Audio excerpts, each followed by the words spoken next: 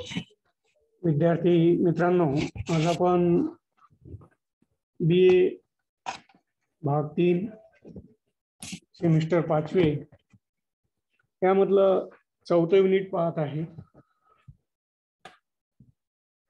या 4थ्या युनिट मध्ये जो मुद्दा आलेला आहे तो मुद्दा म्हणजेच बेरोजगारी।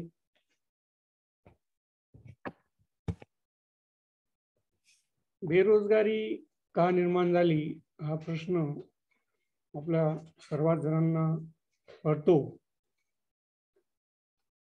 त्याचं विश्लेषण या युनिट मध्ये केलेलं आपल्याला दिसते। औद्योगिक क्रांती होण्याच्या पूर्वकाळात शेती हाच लोकांचा मुख्य व्यवसाय होता। त्याच्या जोडीला कुटीर व हस्तोद्योग होते। आजच्या म्हणजे 21व्या शतकाच्या तुलनेत लोकसंख्या सीमित होती, लोकांच्या गरजाही मर्यादित होत्या। त्या कृषीप्रधान अर्थव्यवस्थेच्या युगात बेरोजगारीची समस्या नव्हती। याच युगाच्या अंतिम पर्वात लोकसंख्येत जलद गतीने वाढ होऊ लागली। कुटीर व हस्तोद्योगातील वस्तू अपुऱ्या पडू लागल्या। मागणी पुरवठ्यातील संतुलन बिघडले। ते साधण्यासाठी वस्तूंचा पुरवठा वाढविणे आवश्यक होते। गरज ही शोधाची जननी आहे असे म्हणतात। वाढत्या संख्येतील लोकांना वस्तू पुरवठा करण्यासाठी मनुष्याने यंत्रे निर्माण केली। यंत्रोत्पादित उत्पादन सुरू झाले। पशुबाह्य ऊर्जेचा उपयोग करून यंत्रोत्पादित उत्पादन सुरू झाले। वस्तूंच्या उत्पादनात वाढ झाली। औद्योगिक अर्थव्यवस्थेचे युग सुरू झाले। यंत्रोत्पादित उत्पादनात वाढ होत होती, परंतु वस्तूची मागणी मात्र वाढली नाही। यंत्रोत्पादित उत्पादन काही काळासाठी थांबविणे भाग पाडले। मंदीची लाट आली, बेरोजगारी वाढली। यानंतरच्या काळात मंदीची लाट संपली, परंतु बेरोजगारीची समस्या मात्र संपली नाही। उद्योगप्रधान व भांडवलशाही अर्थव्यवस्थेच्या युगात बेरोजगारीची समस्या ही त्या अर्थव्यवस्थेचा एक भाग झाली आहे। आज बेरोजगारीची समस्या अविकसित, विकसनशील आणि विकसित अशा सर्वच राष्ट्रांमध्ये निर्माण झालेली आहे। अर्थात प्रत्येक देशातील बेरोजगारीचे स्वरूप भिन्न आहे, कारणे ही भिन्न आहेत। म्हणून बेरोजगारीच्या समस्येचे स्वरूप देश परत्वे आणि काळ परत्वे वेगवेगळे असते। भारतात ब्रिटिशांची राजवट सुरू झाली। गृहोद्योग व कुटीरोद्योग बंद पडले, कारण यंत्रोत्पादित उद्योग सुरू झाले। शेतीवरचा भार वाढला। बलुतेदारी पद्धती बंद पडली। स्वातंत्र्यपूर्व काळातच बेरोजगारीच्या समस्येने भारतात प्रवेश केला। त्यानंतरच्या काळात मधली काही वर्ष बेरोजगारीच्या समस्येची तीव्रता तुलनात्मक दृष्ट्या कमी झाली होती, परंतु ती संपुष्टात मात्र आली नाही। आता पुन्हा बेरोजगारीच्या समस्येने उग्र स्वरूप धारण केले आहे। भारताच्या संदर्भात बेरोजगारीच्या समस्येचे विश्लेषण पुढील प्रमाणे करता येईल। बेरोजगारीच्या काही व्याख्या विषय तज्ञांनी मांडलेल्या आहेत। त्यामध्येच बेकारी हा शब्द घेतला तर अनेक घोटाळे होतात। बेरोजगारीच्या समस्येचे वैज्ञानिक दृष्टिकोनातून अध्ययन करण्यात अनेक अडचणी निर्माण होतात।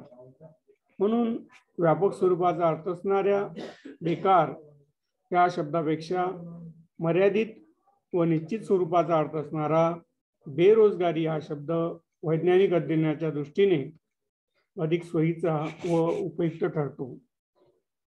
बेरोजगारी ही ऐच्छिक असू शकते किंवा अनैच्छिक देखील असू शकते, असे मिर्डाल यांनी म्हटले आहे.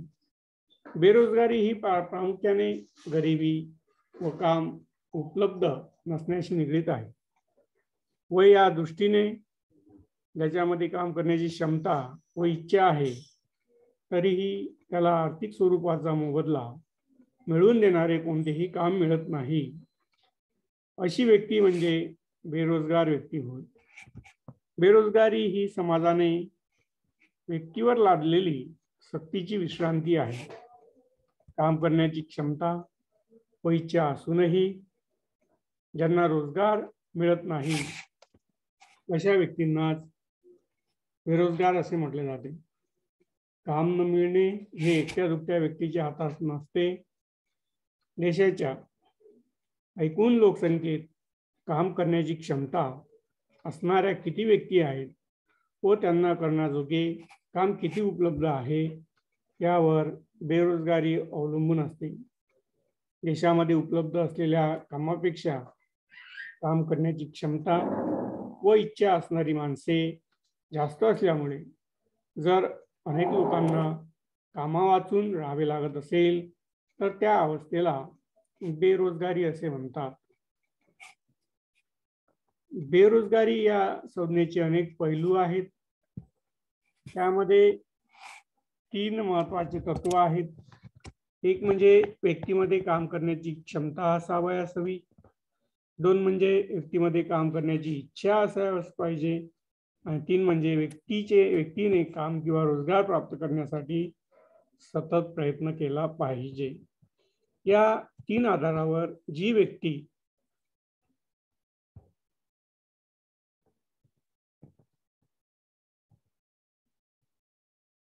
योग्य ठरते ही व्यक्ती बेरोजगारी या सत्रात मोडल्या जाते. आता आपण जर बेरोजगारीचे प्रकार कोणते आहेत ते बघूया. याच्यामधला पहिला प्रकार आहे हंगामी बेरोजगारी. त्यामध्ये काही उद्योगांमध्ये मोसमानुसार उत्पादनाच्या प्रमाणात वाढ किंवा घट होत असते. जेव्हा उत्पादन जोरात असते तेव्हा अनेकांना काम उपलब्ध होते. या उलट जेव्हा उत्पादनच मंदावते तेव्हा कामगारांना कामावरून कमी केले जाते. हंगामी बेकारी ही औद्योगिक आणि कृषी अशा दोन्ही क्षेत्रात आढळून येते.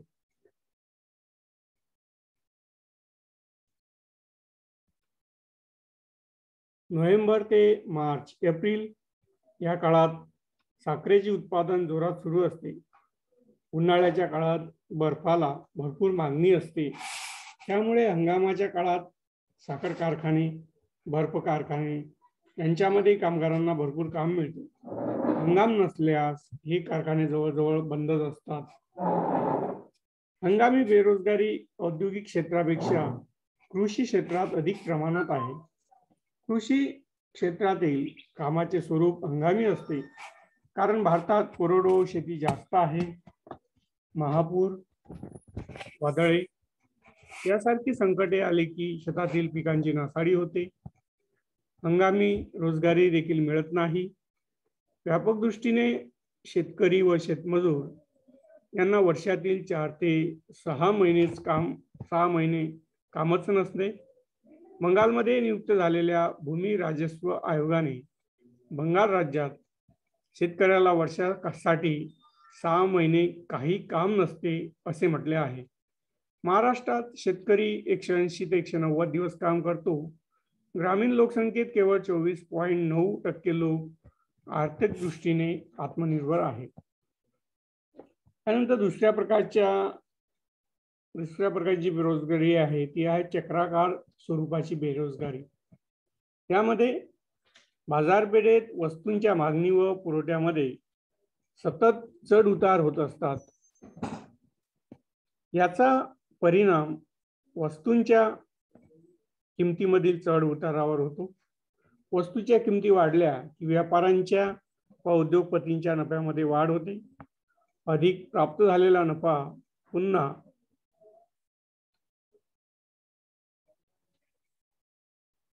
व्यापार व उद्योगात गुंतविला जातो. त्यामुळे रोजगारीत वाढ होते. परंतु जेव्हा नफा कमी होतो किंवा व्यापार व उद्योगात नुकसान येते तेव्हा श्रमिकांची संख्या कमी केली जाते. त्यामुळे बेरोजगारीत वाढ होते. नफा व गुंतवणूक यांच्यामधील वाढीमुळे बाजारपेठेत तेजी येते किंवा त्यात कमी आल्यास मंदी येते. अशा प्रकारे बाजारपेठेतील उलाढालीत तेजी मंदीचे चक्र सुरू असते. तसेच बेरोजगारीच्या संधीतही चढ उतार होतात.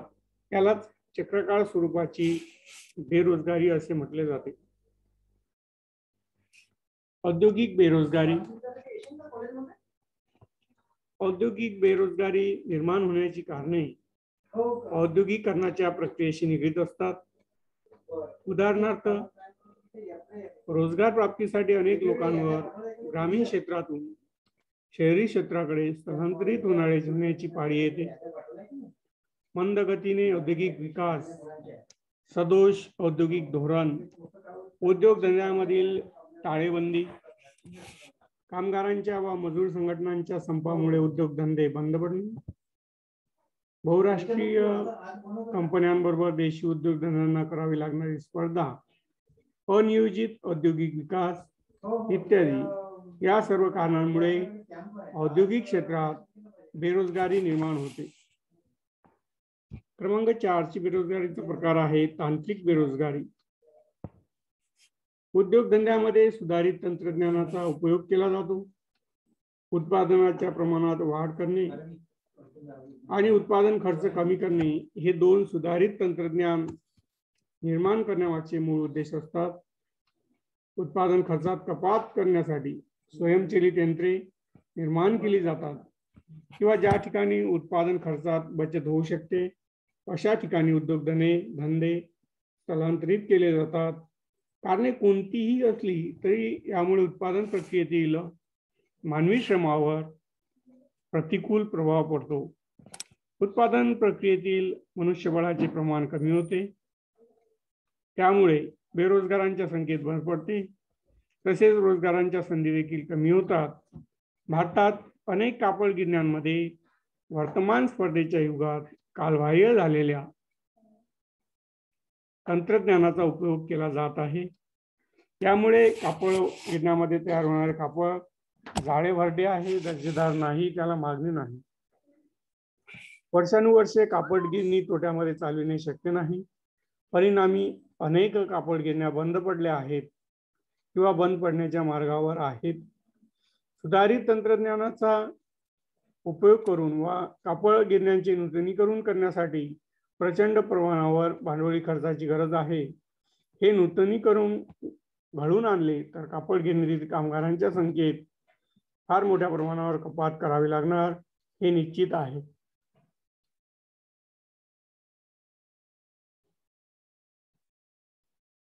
याला कापड गिरणी मजूर संघटनांचा विरोध आहे. या पेच प्रसंगामुळे मुंबई शहरातील काही कापड गिरण्या अनेक वर्षांपासून बंद आहेत. कापड गिरणी मजूर संघटनेने कामगाराच्या कपातीला मान्यता दिल्याशिवाय त्यांचे नूतनीकरण होणे अशक्य आहे. अशा प्रकारे निर्माण होणाऱ्या बेरोजगारीला तांत्रिक बेरोजगारी असे संबोधले जाते. त्यानंतरचं आहे ते म्हणजे तात्पुरती बेरोजगारी. शिक्षण व तांत्रिक प्रशिक्षण पूर्ण केल्यानंतर कामाचा अनुभव नसल्यामुळे बेरोजगार राहावे लागते. अशांचा अंतर्भाव तात्पुरती बेरोजगारी या सत्रात होतो. ही बेरोजगारी तात्पुरत्या स्वरूपाची असते. त्यानंतर ऐच्छिक बेरोजगारी. हवी असणारी नोकरी मिळत नाही किंवा जी नोकरी मिळते त्याला दिले जाणारे वेतन फारच कमी आहे. या कारणांमुळे अनेक वेळा काही लोक नोकरीशिवाय राहतात. अशा व्यक्तींचा समावेश ऐच्छिक बेरोजगारी या प्रकारामध्ये होतो. त्यानंतर अनैच्छिक बेरोजगारी. काही वेळा व्यक्तीला तिच्या कुवतीपेक्षा कमी कुवतीचे काम गरजेपोटी स्वीकारावे लागते. किंवा अधिक वेतन मिळण्याची पात्रता असूनही गरजेपोटी कमी वेतनावर काम करणे भाग पडते, अशा प्रकारच्या बेरोजगारीला ऐच्छिक बेरोजगारी असे म्हणतात.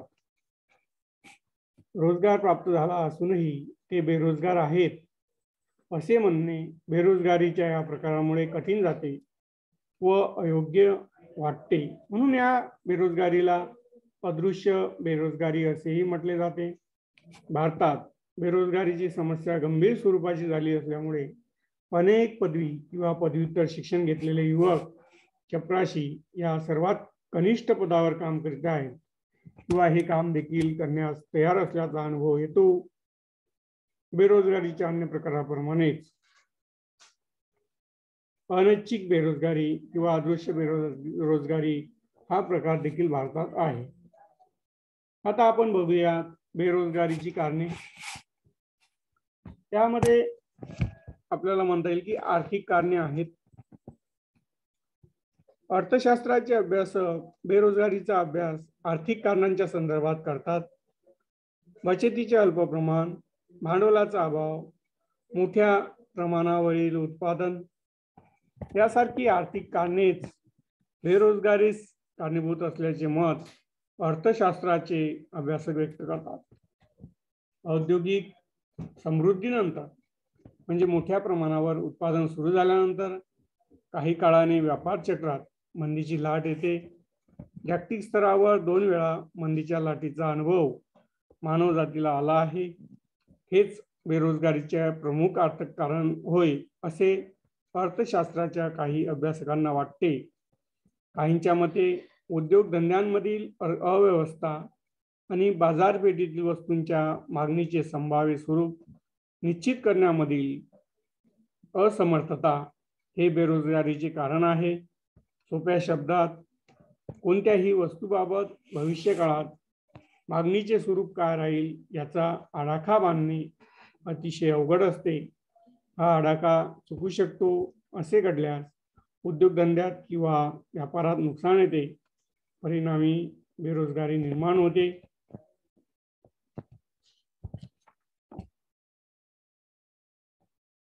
त्यानंतर आपलं वेगवेगळ्या प्रकारची कारणं सांगितली जातात. आर्थिक वृद्धीची मंद गती, औद्योगिकरणाची मंद गती, बचत व गुंतवणूक कमी, लघु व कुटीर उद्योगाचे माघारलेपण, कृषी विकासाकडे दुर्लक्ष, कृषी माल प्रक्रिया उद्योगांचा अभाव आणि रोजगार संधीचा अभाव असणारा आर्थिक विकास या प्रकारची आर्थिक कारणे सांगितली गेलेली आहेत. त्यानंतर आपण काही सामाजिक कारणे बघूया. यामध्ये लोकसंख्या वृद्धी किंवा लोकसंख्या वाढ हा एक मुद्दा महत्त्वाचा आहे. जन्मदर अधिक असणे हे लोकसंख्या वाढीचे एक प्रमुख कारण आहे. लोकसंख्या वृद्धीचा उपलब्ध रोजगाराच्या संधीवर प्रतिकूल प्रभाव पडतो. 25 ते 30 वर्षापूर्वी शिक्षित व्यक्तीला आपल्या आवडीनुसार रेल्वे, पोस्ट, बँक, शिक्षक यासारख्या कोणत्याही विशिष्ट क्षेत्रात रोजगार मिळवण्याची संधी होती.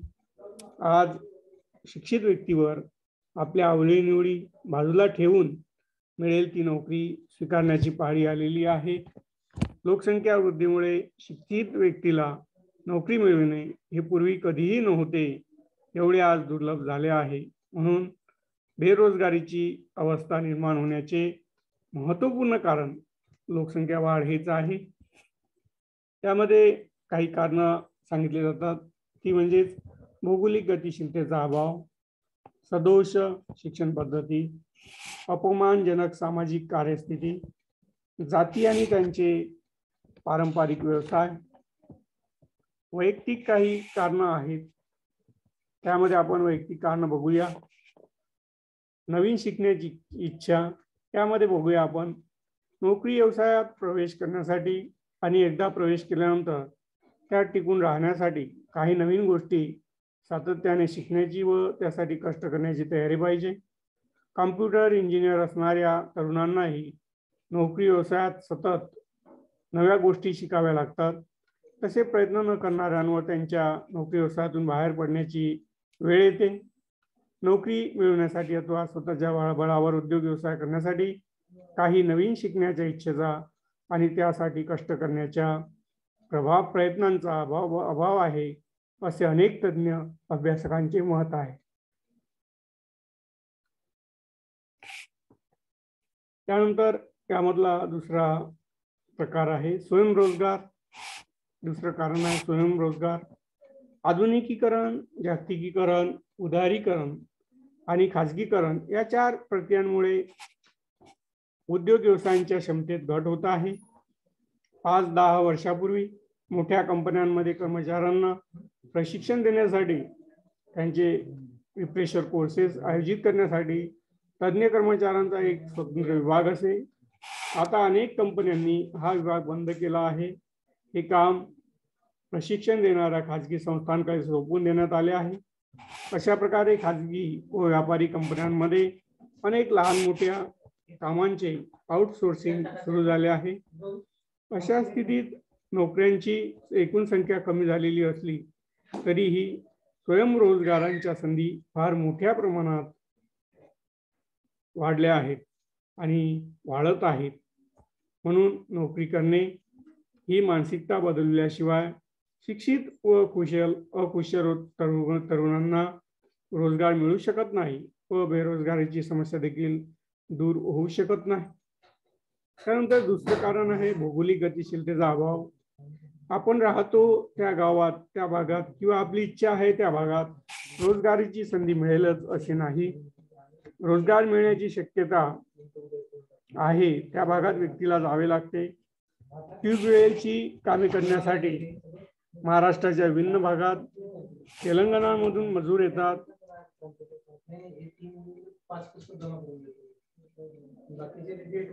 या उदाहरणावरून भौगोलिक गतिशीलतेचा अभाव असेल तर रोजगारीची संधी मिळणे अवघड जाते हे स्पष्ट होते.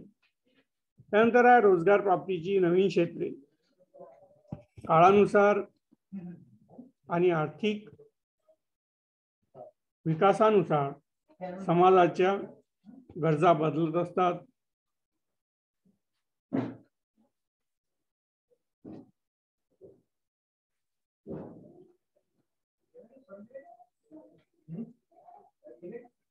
त्या गरजांच्या पूर्तीसाठी नवे व्यवसाय निर्माण होतात.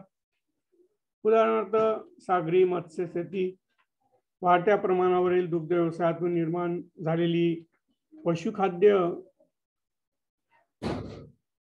निर्माण करण्याची गरज, मधमाशा पालन, वन औषधी यासारखी रोजगाराची संधी असणारी नवीन क्षेत्रे आता भारतात उदयास आली आहेत. रोजगार मिळवण्याची इच्छा असणाऱ्या व त्यासाठी धडपड करणाऱ्याला अशा नवीन क्षेत्रांचा शोध घ्यावा लागतो. त्या क्षेत्रासंबंधीच्या गोष्टी शिकाव्या लागतात. प्रशिक्षण घेऊन स्वतःमधील कौशल्य विकसित करावे लागते. मग रोजगारीची संधी प्राप्त होते. त्यानंतर आहे गुणकौशल्य. निरोगी, सशक्त, निर्व्यसनी, कष्ट करण्याची तयारी, संवाद वा संभाषण कौशल्य आदी गुणांची नोकरी वा उद्योग व्यवसायात गरज असते. केवळ पुस्तकी शिक्षण व प्रमाणपत्रे असली म्हणजे नोकरी मिळतेच असे नाही. केवळ भांडवल आहे म्हणून उद्योग व्यवसाय यशस्वी होईलच असे नाही.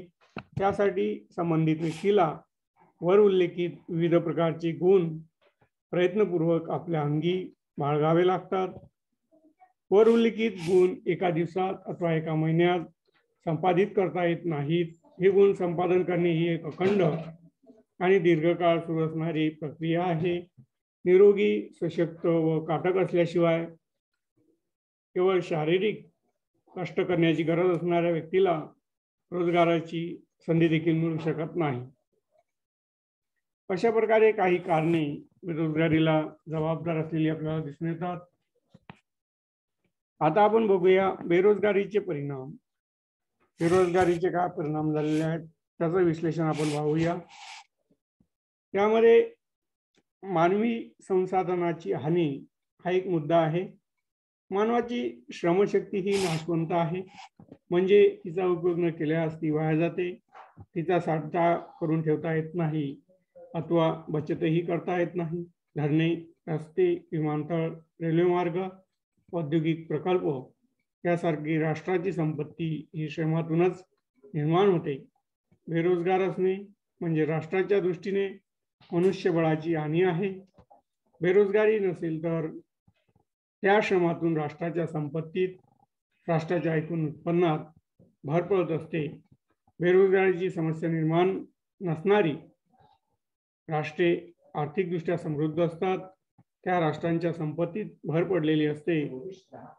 थोडक्यात बेरोजगारीमुळे व्यक्तीचे नुकसान होते, तसेच राष्ट्रीय दृष्ट्या मानव संसाधनाची हानी होते. त्यानंतरचा मुद्दा आहे की राहणीमानाचा दर्जा कमी होतो. बेरोजगार व्यक्तींच्या जिवंत राहण्यासाठीच्या खर्चाचा भार तिच्या कुटुंबातील सदस्यांनी उचललेला असतो. अथवा बेरोजगार व्यक्ती 6 महिन्यांपेक्षा कमी म्हणजे सीमांत कामगारापेक्षाही कमी दिवस रोजगार मिळवून आपल्या जीवनावश्यक गरजांची पूर्ती करीत असते. सामान्यपणे बेरोजगारीमुळे भूकबळी पडण्याचे प्रकार अत्यंत अल्प वा तुरळक असतात. अन्न, वस्त्र, निवारा या मूलभूत गरजा पूर्ण झाल्या तरी शिक्षण घेणे, आरोग्याचे रक्षण करणे, खेळ, साहित्य, चित्रपट आदींचा उपभोग घेणे यासारख्या सुखाच्या गरजा पूर्ण करण्यासाठी बेरोजगार व्यक्ती पैसा खर्च करू शकत नाही. बेरोजगारीमुळे त्या व्यक्तीच्या राहणीमानाचा दर्जा कमी होतो. त्यानंतरचा मुद्दा आहे दारिद्र्यात आणि आर्थिक विषमतेत वाढ. बेरोजगारी आणि दारिद्र्य ह्या एकाच नाण्याच्या 2 बाजू आहेत. बेरोजगार व्यक्ती जितके अधिक दिवस रोजगार प्राप्त करण्यापासून दूर राहतो, तितक्या प्रमाणात त्या व्यक्तीच्या दारिद्र्यात वाढ होत जाते. भारतात दारिद्र्य रेषेखालील जीवन जगणाऱ्या लोकांची संख्या कोटीमध्ये आहे, असे शासनाची आकडेवारी सांगते. बेरोजगारीची समस्या कमी झाली की दारिद्र्य रेषेखाली जीवन जगणाऱ्यांची ही संख्या कमी होते. बेरोजगारी ही समाजात श्रीमंत व गरीब यांच्यामध्ये असणारी आर्थिक विषमतेची दरी अधिक रुंद करते. ही आर्थिक विषमता कमी करणे हे व्यक्ती, शासन व समाज यांच्यासाठी अत्यंत अवघड असे काम ठरते. त्यानंतरचा मुद्दा आहे आर्थिक अनुदान देण्याचा भार सरकारला सहन करावा लागतो. समाजातील तळागाळाच्या लोकांना किमान पातळीवर जीवन जगणे शक्य व्हावे आणि सुसह्य व्हावे यासाठी शासनाला विविध कल्याण कार्यक्रम हाती घ्यावे लागतात, म्हणजे अंमलात आणावे लागतात. उदाहरणार्थ, बाजारभावापेक्षा कमी किमतीत अन्नधान्य, साखर, रॉकेल यासारख्या दैनंदिन जीवनोपयोगी वस्तू देणे, त्यांना मोफत गॅस कनेक्शन देणे, मोफत वीज कनेक्शन देणे, हे सर्व दारिद्र्य रेषेखाली जीवन जगणाऱ्या लोकांसाठी सरकारने राबविलेले कल्याण कार्यक्रम आहेत. या कल्याण कार्यक्रमासाठीच्या आर्थिक खर्चाचा भार सरकारलाच उचलावा लागतो. अर्थसहाय्य देणे, कल्याण कार्यक्रमावर खर्च करणे यातून सरकारच्या खर्चात वाढ होते, उत्पन्न मात्र फारसे वाढत नाही. या दुष्टचक्रातून बाहेर पडणे हे कोणत्याही शासनासाठी अवघड असे काम ठरते. थोडक्यात बेरोजगारी समस्या ही देशाची अर्थव्यवस्था कमकुवत करण्याचे कार्य करते. त्यानंतरचा मुद्दा आहे जागतिक स्पर्धेत माघार. देशाची अर्थव्यवस्था कमकुवत असेल तर त्या देशात उद्योगधंद्यांचा फारसा विकास होत नाही. सरकारला आपले उत्पन्न वाढविण्यासाठी कराचे दर वाढवावे लागतात. कराचे दर वाढले की उत्पादित वस्तू महाग होतात. महाग वस्तूंची निर्यात कमी प्रमाणात होते, कारण आंतरराष्ट्रीय बाजारपेठेत महाग वस्तू विकत घेण्याकडे कोणत्याही राष्ट्राचा कल नसतो. आपल्या देशात तयार होणाऱ्या वस्तू आणि परदेशात तयार होणाऱ्या वस्तू या दोहोंच्या किमतीमधील तफावत वाढत गेली की तस्करीच्या म्हणजे चोरट्या आयातीच्या धंद्याला ऊत येते. सरकारचा कट चुकून वस्तूंची आयात करणे, त्यांची देशामधील बाजारपेठेत विक्री करणे, ही सर्व बेकायदेशीर कामे करण्यासाठी गुन्हेगारांच्या टोळ्या निर्माण होतात. छोट्या मालाच्या व्यापारात आपला जम बसविण्यासाठी या संघटित गुन्हेगारांच्या टोळ्या त्यांच्या मार्गात अडचण निर्माण करणाऱ्यांचा काटा काढण्यासाठी भ्रष्टाचार करणे, खून करणे यासारख्या मार्गाचा अवलंब करतात. शासनासमोरच्या अडचणी वाढतात, म्हणून जागतिक स्पर्धेत टिकून राहण्यासाठी शासनाला प्रयत्न करावे लागतात. कठोर स्वरूपाचे निर्णय घ्यावे लागतात.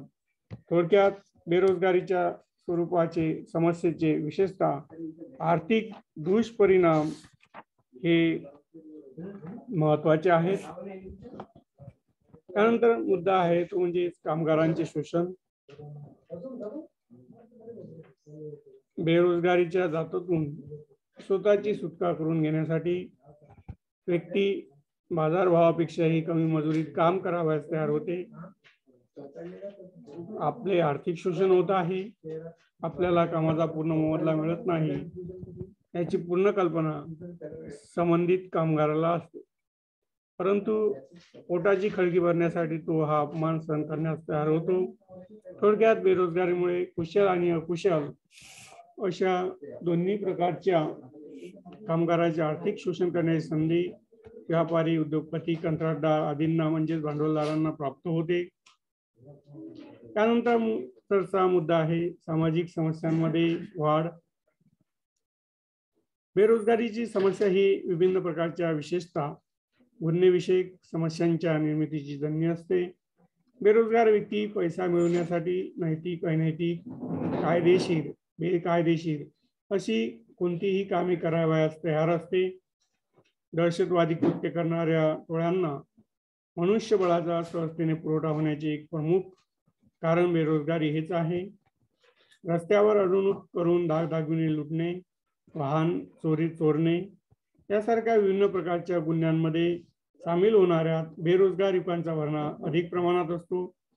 प्रत्यक्षात कमी पैसे देऊन नियमानुसार वेतन वा मजुरी दिली असे दर्शविणारे कागदपत्रे बाळगणारे लोक देखील पांढरपेशा प्रकारचे गुन्हे करणारे गुन्हेगार आहेत. या प्रकारचे गुन्हे करणारे फारच थोडे गुन्हेगार पकडले जातात. थोडक्यात गुन्हेविषयक समस्यांच्या निर्मितीचे कारण बेरोजगारीची समस्या हे देखील एक आहे. त्यानंतरचा जो मुद्दा आहे तो आहे सामाजिक व राजकीय अस्थिरता. एकदा कारखाना वा कापड गिरणी बंद पडली की अनेकांवर बेरोजगारीची कुऱ्हाड कोसळते. हे बेरोजगार आपल्या समस्या शासनाच्या लक्षात आणून देण्यासाठी मोर्चे काढतात, आंदोलने काढतात, संप घडवून आणतात. सुशिक्षित, अल्पशिक्षित, कुशल, अकुशल अशा कोणत्याही प्रकारच्या बेरोजगारामध्ये वाढ झाली की सामाजिक अस्थिरता निर्माण होते. आंदोलनकर्त्यांना राजकीय पाठिंबा देऊन आपली राजकीय शक्ती वाढविण्याचा प्रयत्न राजकीय नेते, राजकीय पक्ष करतात. थोडक्यात बेरोजगारीची समस्या ही सामाजिक व राजकीय अस्थिरता निर्माण करते. त्यानंतरचा मुद्दा आहे वैयक्तिक विघटन, कुटुंब विघटन व समाज विघटन. बेरोजगारीची समस्या ही विघटन प्रक्रियेला चालना देणारी आहे. कोणत्याही समाज सदस्याच्या वर्तन पद्धतीत विस्कळीतपणा निर्माण झाला की त्याला वैयक्तिक विघटन असे म्हणतात. जेव्हा एखादी व्यक्ती समाजमान्य प्रथा, परंपरा, चालीरीती आदींनी निर्धारित केलेल्या भूमिकेपेक्षा वेगळी वा विपरीत अशी भूमिका करते तेव्हा त्याला वैयक्तिक विघटन असे म्हणतात. चोरी करणे, मादक वा अंमली पदार्थाचे सेवन करणे, सतत मद्यपान करणे ही सर्व वैयक्तिक विचलनाची उदाहरणे आहेत. बेरोजगारीमुळे कुटुंब विघटनही घडून येते. बेरोजगार पुत्र आणि त्यांचे कुटुंबातील सदस्य यांच्या परस्पर संबंधात मतभेद, ताणतणाव निर्माण होतात. कुटुंबाच्या एकतेला तडा जातो. बेरोजगार पती आणि त्याची कमवती पत्नी यांच्या परस्पर संबंधात ताणतणाव निर्माण होण्यास फारसा वेळ लागत नाही. बेरोजगारीमुळे समाजातील सामाजिक नियंत्रणाची व्यवस्था प्रभावीपणे आपले काम करू शकत नाही. त्याला सामाजिक विघटन असे म्हणतात. अशा प्रकारे वैयक्तिक विघटन, कुटुंब विघटन आणि सामाजिक विघटनाच्या प्रक्रियेला चालना देणे किंवा गतिमान करण्याचे कार्य बेरोजगारीची समस्या निर्माण करते. बेरोजगारी निर्मूलनाचे काही उपाय सांगितलेले आहेत. त्यामध्ये लोकसंख्या वृद्धीवर नियंत्रण, बचत करण्यास प्रोत्साहन, कुटीर व ग्रामोद्योगांना प्रोत्साहन, कृषी क्षेत्राचा विकास, कृषी माल प्रक्रिया उद्योगांचा विकास, रोजगार संधी मिळवून देणाऱ्या उद्योगांचा विकास, शिक्षण पद्धतीत सुधारणा यासारख्या अनेक उपाययोजना बेरोजगारीवर करता येतात. अशा प्रकारे आज आपण BA 5th सेमच्या 4थ्या युनिट मधला बेरोजगारीचा जो आपल्याला मुद्दा आलेला आहे तो आज आपण पाहिलेला आहे. तर आज आपण इथे थांबूया.